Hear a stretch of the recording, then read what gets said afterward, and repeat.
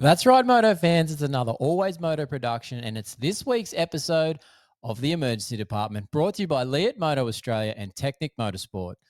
We are heading to round 7 of the AMA Supermotocross series, and it's in Arlington, Texas. As always, I'm your host on this episode, David Hogan, the Australian physiotherapist that knows the injuries in our sport of Supercross and Motocross like no one else. Let's get straight into the injury updates for this week. Who's out this week for Arlington, Texas? Adam Cincerulo is out. He remains out from that hand and finger fracture. Expect to see him around Daytona. Luke Neese is also going to be missing from Texas this week. He hasn't recovered in time from his lower leg fracture. He's hoping to be back either next week for Daytona or the following week for Birmingham. Jeremy Martin, the number 6 on that Club MX Yamaha, has made the decision this week to miss this week's race in Texas. He is still suffering some minor symptoms from his concussion in Detroit. It's the smart decision to take a little bit of extra recovery time. We expect to see him either next week in Daytona or at worst the following week in Birmingham.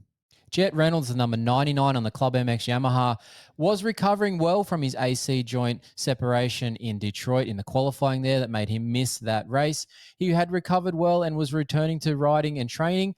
Unfortunately, had a crash in the very last moto before he was planning to head to Texas this week. And unfortunately, has re-aggravated that shoulder injury.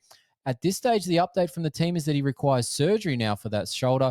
Now, that would tell me that that's not necessarily the AC joint that requires surgery, but potentially he's either broken his collarbone or something else around that area that has aggravated the situation and actually made it worse, potentially because the shoulder was unstable from that AC joint separation.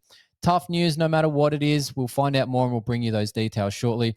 But at this stage, Jet Reynolds is going to miss Supercross.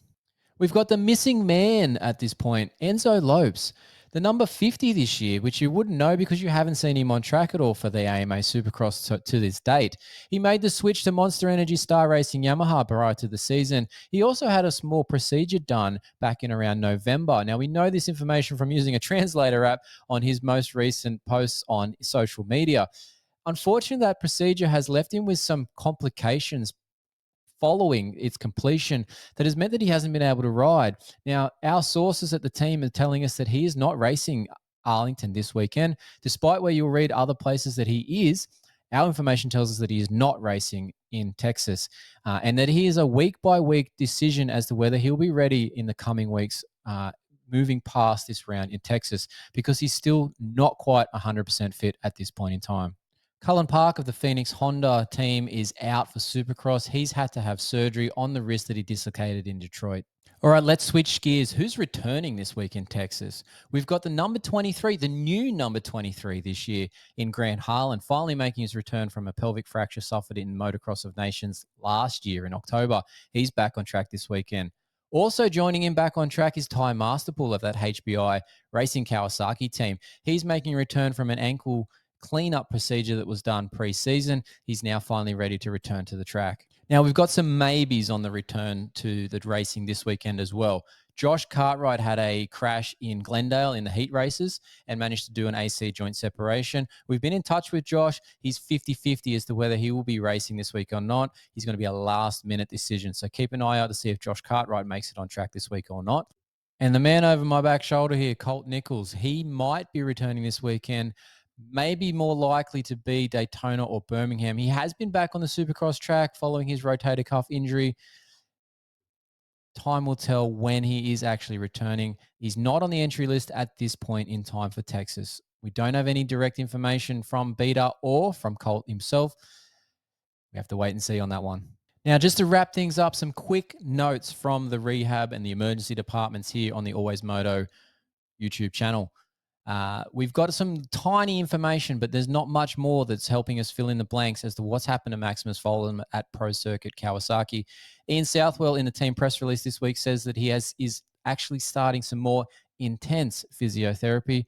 No details on the injury, no timeline for when he's back on the bike, just that he's starting intense physiotherapy this week.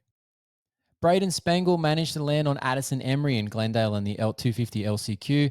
Both guys are okay. Addison is actually planning to ride the 450 this weekend in Texas, whilst Braden is back on his bike preparing for when the West Coast kicks back in Seattle in a few weeks' time. An interesting one for us this week.